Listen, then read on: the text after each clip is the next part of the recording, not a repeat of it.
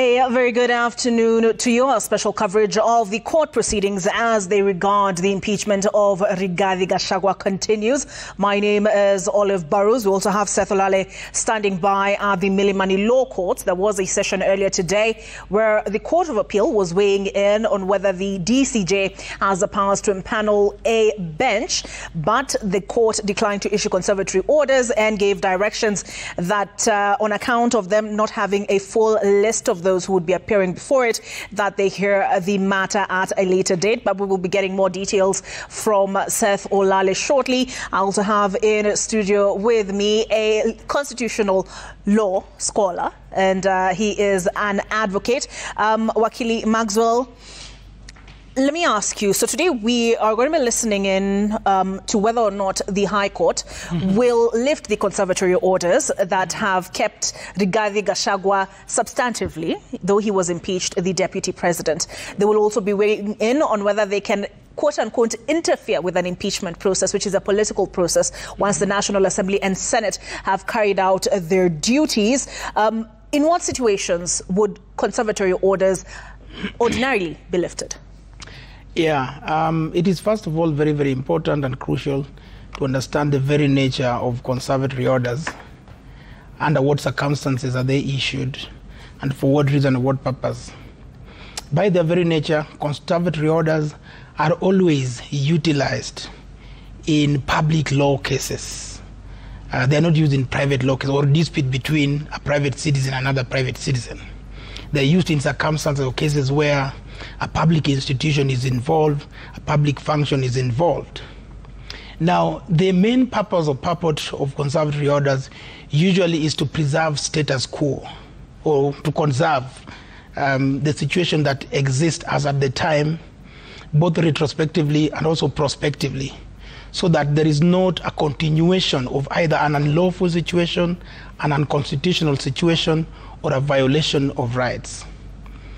Now, it means, therefore, that if a party moves court for conservatory orders, they have to satisfy certain thresholds, certain tests. And those tests have been established by the Supreme Court in a case that we call Gatirao Peter Munya versus the Independent Electoral and Boundary Commission. The first thing, of course, in simple language, there are three requirements: that there has to be an arguability of a case, that one has to present before the court a case that he can make an argument out of. That is, a case that has got merit.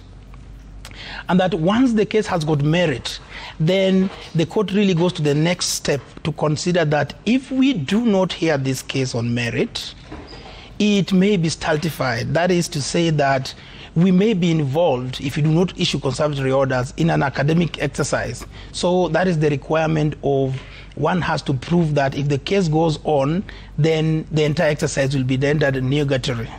Nugatory in the sense that really it will come to nothing.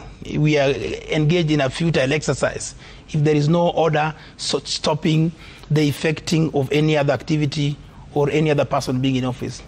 Then the third, which is the most crucial requirement, is that of public interest. Public interest. So one has to satisfy all that. And of course, you do know that we have in place, as we speak, conservatory orders. One of the most far-reaching is the one that came from Kerugoya. In its effect, it stopped the swearing in, the taking of oath, or even the appointment and nomination into office of the deputy president.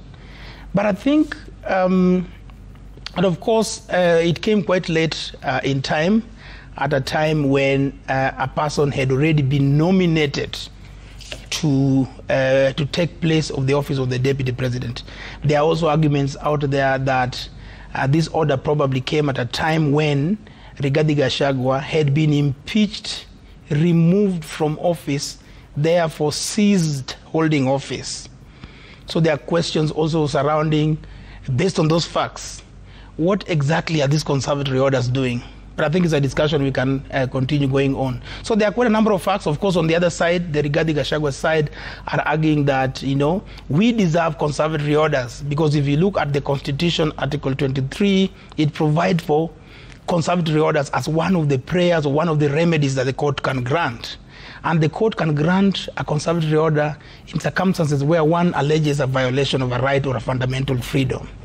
And of course, courts have also ruled that where there is a constitutional question involved, which brings us back to the arguability of appeal, you can also issue a conservatory order against a public institution, against a public body, such that there is no infringement of a law or infringement of a constitutional provision. But there are quite a number of arguments the parties have raised. As to whether they are merited, whether they are going to see the light of day, I think we'll see in the next few minutes. All right. So as we await that, let's catch up with Seth Olale, who is at the Milimani Law Courts. Seth, just looking at some of the highlights that came out of the Court of Appeal today, I saw that they issued several directions.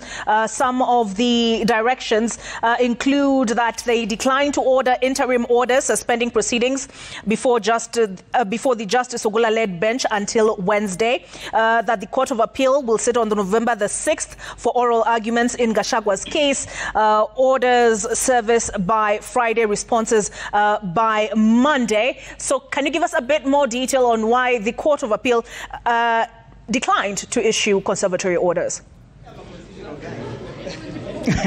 Well, good afternoon, Olive. Basically, I cannot speak on their behalf, but I think that particular bench, like you said, the Justice Kiage Patrick-led bench in the Court of Appeal did respond to that particular request by Senior Counsel Paul Mwite when he requested the court to issue stay orders in regards to having interim instructions, rather preventing the lower court, which is the High Court, from proceeding with this impeachment process along the corridors of justice.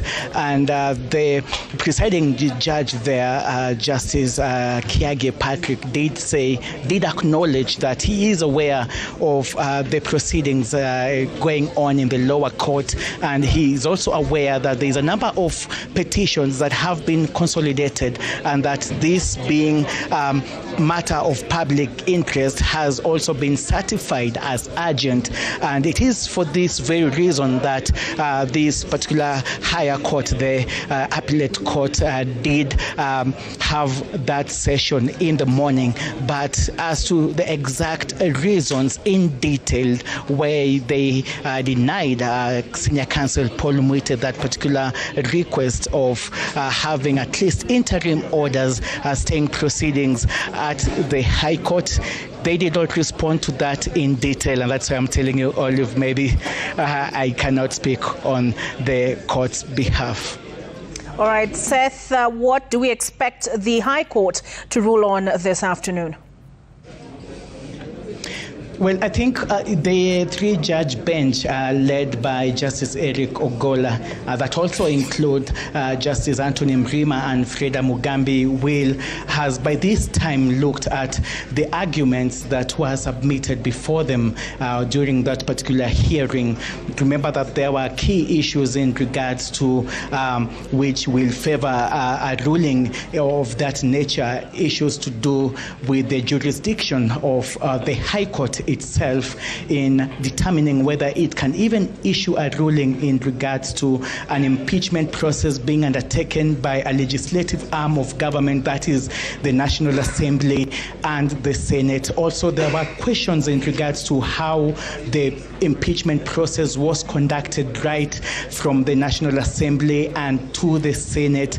Talk about the public participation exercise that came in very clearly, that those that argued, especially the applicants, the petitioners in this particular case, lawyers representing impeached Deputy President Rigathi Gachagua, indicating that the public participation process was a complete sham. They also mentioned where they thought that there were anomalies such as areas such as KU South, where they said they did indicate that the turnout,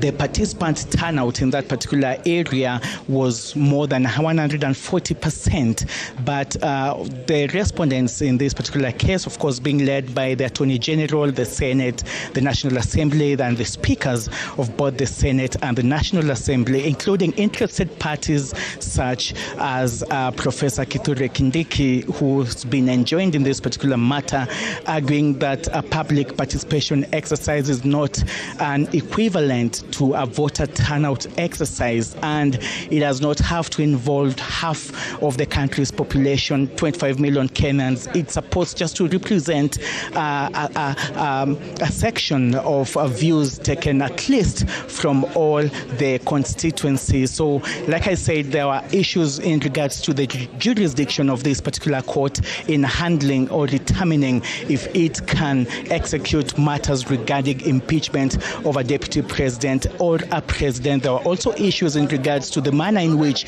this particular process was conducted, and also there is an issue about the public interest. Where does it favor? Remember that the court did indicate that this already is a matter that has attracted a huge public interest, and it will also pronounce itself as it. Where does the public interest tilt most? Is there an urgent need to address issues regarding both impeachment and replacement of a deputy president, or could this particular process wait? Remember, also the petitioners had argued that according to the law, there is a stipulated time of 74 days to replace a sitting another deputy president. So where is the urgency? And in this particular moment, whether the court issues conservatory orders, extends these particular orders, or vacates them, in whose interest will it be? It has to be for the public interest. So these are just some of the arguments that the three-judge bench led by Justice Eric Ogola is supposed to come and address. What we know is that they will perhaps give a summarized ruling or determination of this particular matter, and later on back it up with a very detailed decision. Olive. For bringing us up to speed, Seth Olale, with what transpired at the Court of Appeal virtually, and what we can expect to hear from the three-judge bench in terms of the issues that are up for determination in or before that High Court. We are, as I mentioned earlier, in studio with Dr. Maxwell Miawa, and would the lifting of these conservatory orders in this particular instance render Gachagua's petition? You talked about nugatory? Nugatory, yes. In essence. Yes. I think the determination of whether or not to extend the conservatory orders is going to fall on two critical pillars. One of it is the question of jurisdiction. I'll come to the question of public interest. Now, the question of jurisdiction there, the court is going to ask itself, can we really intervene in an impeachment process? An impeachment process that is sanctioned by the Constitution, but that does not contemplate the High Court's intervention or adjudication of the dispute. That is the critical question that the court is going to ask. And let me begin from where Githu Muigai, because Professor Githu Muigai, my teacher, is the one that raised this issue. And of course, I understand where Githu Muigai is coming from, and I know who his clients are, and they are politicians. And Githu Muigai raised a critical component or argument that this is a non-justiciable question. And the non-justiciability, in his view, arises from the fact that these are purely political questions. And of course, when you're talking about the political question, Githu Muigai perhaps is one of the persons who has not internalized the judicialization of politics in the contemporary Kenya today, in the sense that even the High Court, most of the courts these days, get themselves involved in purely political questions. Githu Muigai also raised the issue that, this question should be treated with constitutional avoidance, of course, because it's highly politically volatile question, and that the issue is not yet ripe. And then the other argument that was raised in terms of the jurisdiction is this, that given that the Constitution provides for the conclusion of an impeachment process at the time when the Deputy President ceases to hold office. So in his argument, the Deputy President ceased to hold office at the time when the Senate made that decision, such that once one ceases to hold office and the Constitution does not provide for an avenue for appeal, the jurisdiction of the court ought not to be invoked. That is the jurisdiction argument. Of course, the court will determine that. But on the other hand, I think the petitioners have raised clever arguments in the sense that, one, they're saying the first issue that Gachagua raises is a question of violation of his right to be heard, the right to a fair trial that is protected in the Constitution, Article 50, sub-Article 1, and it's also protected as a non-derogable right under Article 25 of the Constitution. And Gachagua raises the argument, and this argument, of course, was raised in the erudite submissions of Elisha Ongoya, that, look, even if they were to raise that one issue alone, or violation of Gachagua's right, the court should intervene under Article 165 of the Constitution and provide or grant conservatory orders under Article 23. Remember, in the initial application for conservatory orders, at least Justice Chacha Mwita had made, some of these essential arguments. The petitioner also raises the argument that there is a constitutional violation here, that perhaps public participation was not satisfactory. I particularly hold a different view that public participation is not even a requirement in the impeachment of a deputy president or the president. But they raised the argument that it was not sufficient, it was not satisfactory, and so forth. They also raised the other argument, of course, this is intended to bar Professor Kindiki from assuming office, that IBC ought to have been involved. So these are all questions revolving around jurisdiction. The court, of course, is going to make a pronouncement. I don't want to preempt the court's decision, but I know Professor Gideon Muigai's argument bordering on a political question, perhaps is one argument that has got no constitutional basis. When there is a constitutional controversy, the High Court's jurisdiction should be invoked. When there is a question for violation of fundamental rights and freedom, the High Court's jurisdiction should be invoked. Perhaps the most correct and essential argument that one would have raised, which of course is also raised in the process, in the jurisdiction argument, is that an impeachment process is a sui generis process on its own, quite distinct, and that the courts at any level, at any cadre, has got no role. Perhaps it could be an exact argument, because just like, unlike the election into office of the president or the deputy president, when one challenges an election of the president, you remember the president is not sworn in. So even conservatory orders issues automatically without the court issuing them. It is quite different. For instance, it may be argued that when it comes to an impeachment process and the Constitution is very, very silent on any appellate mechanism or any review, why would the court intervene in such a process? Particularly if the person who approaches the court has perhaps been removed from office. Now, let's go to the public interest argument, which I think is also going to be where the majority of the decision is going to be. The public interest argument would be that, look, we have somebody who has been removed from office, okay, and has ceased to hold office. But we have somebody who's also still claiming that on account or on the strength of conservatory orders, I am still the Deputy President of the Republic of Kenya. And that, so the court has to weigh these two considerations, these two critical questions. Has he been removed from office? Is there somebody else who's supposed to take into account that office? And the public interest consideration would be, what would be the ramifications of having perhaps two deputy presidents recognized in law? Is it in the public interest? Is it likely to cause more public chaos? What is going to be the remuneration? So, for example, if you look at the Gachagua Peter Munya case, those are some of the questions the Supreme Court was asking itself. If we do not stop an election of a new governor, and then we go ahead and find that the election was a wrongful process. Remember, the constitutional process where new election shall have taken place, a new governor being in place. And here you have a governor who was probably not removed from office in a lawful way. How do you deal with these two conflicting Did that not happen? Was it in Wajir? No. That was the question that the Supreme Court was asking itself in the Gatirao Peter Munya case around 2013. And in the process, the Supreme Court decided that public interest tilts in favor of stopping the process. In this particular case, the court may also take that direction and say public interest tilts in the favor of stopping the swearing in or appointment of a new deputy president, because what if we do find that Gachagua was not properly removed from office, the constitutional process was not followed, his rights were violated? Yes.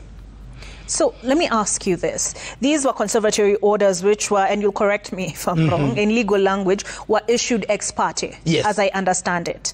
How long can such orders remain in place before an inter-partes hearing is held? Yes, I think I want to blame the High Court in Kerugoya, because in most cases when you're granting ex parte orders, the law requires that you grant them for 14 days, or at least before the other parties come and you hear them inter partes. Here is a case where a judge granted a blanket conservatory order ex parte, not having heard the other parties. I think that was a procedural mishap on the part of the judge. So ordinarily it should have been 14 days. But here, the orders were granted until the final hearing and determination of the appeal, which is something very, very unprocedural and probably raises a lot of eyebrows. Yes. But again, that does not stop a three-judge bench from vacating the orders, because traditionally a court can vacate orders. If it was not a public law dispute, vacation of orders can happen in circumstances where there is a concealment of a material fact, or there was at the time that one was moving the court for interim orders, he concealed material fact, or there was misrepresentation on his part. In such circumstances, a party can move the court to set aside. In this instance, one of the things that has to be demonstrated very, very strongly is that, of course, all these parties have arguable appeals. All the appeals are arguable. Constitutional breach of rights. The other people are also arguing that the court have got no role.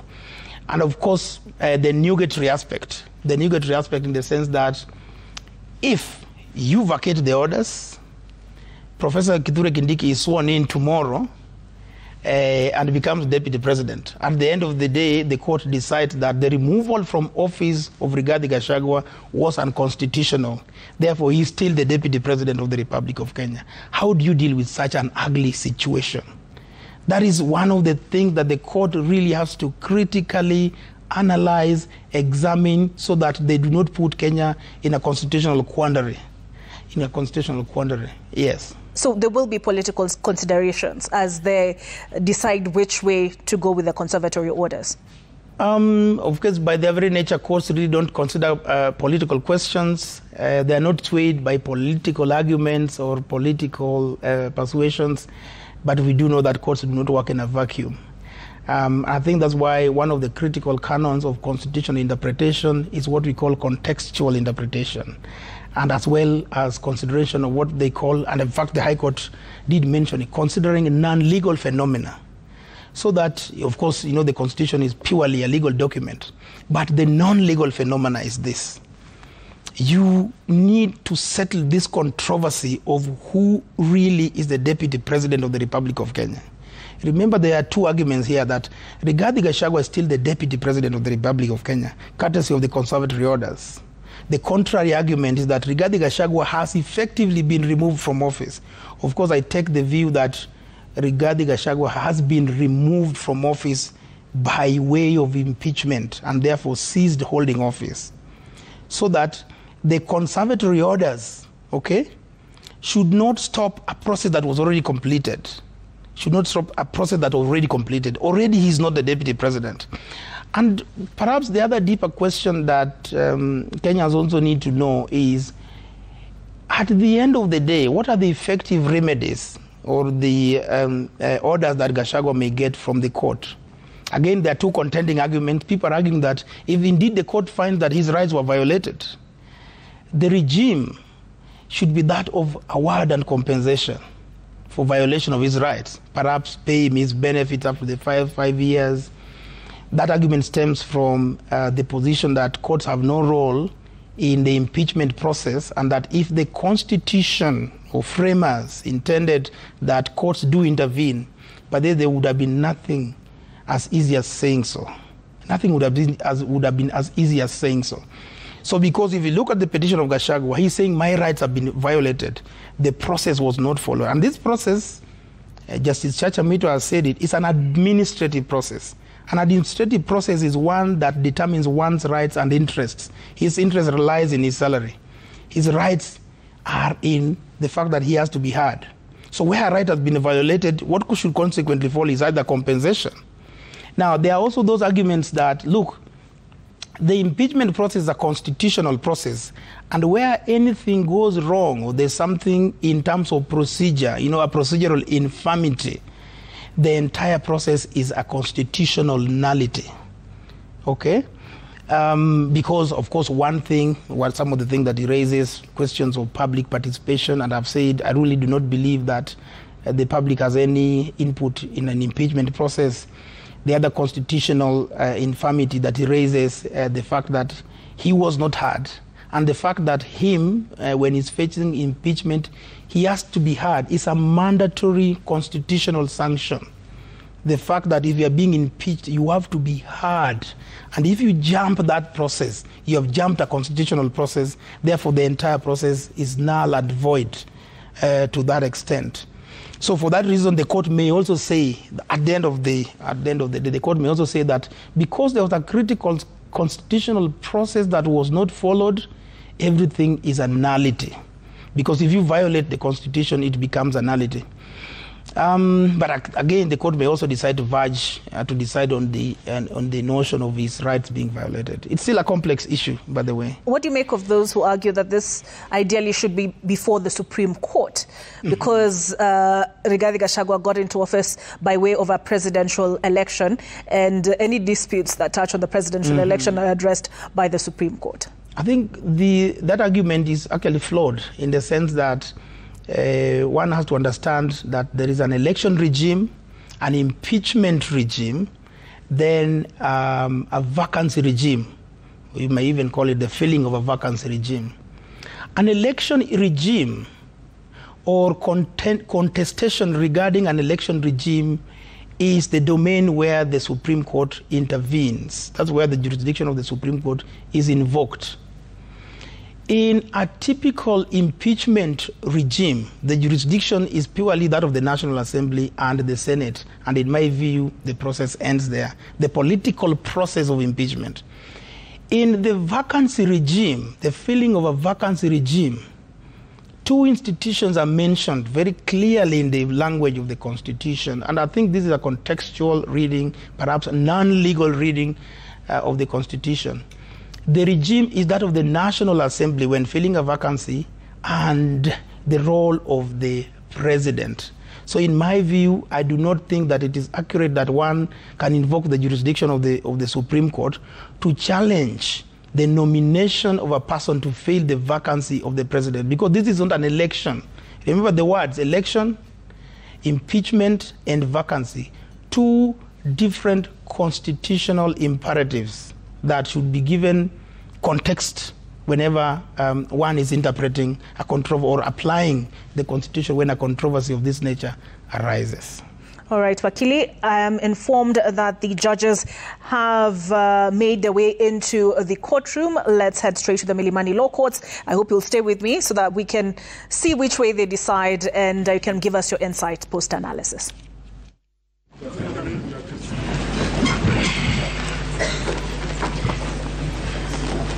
Good afternoon. His Lordship,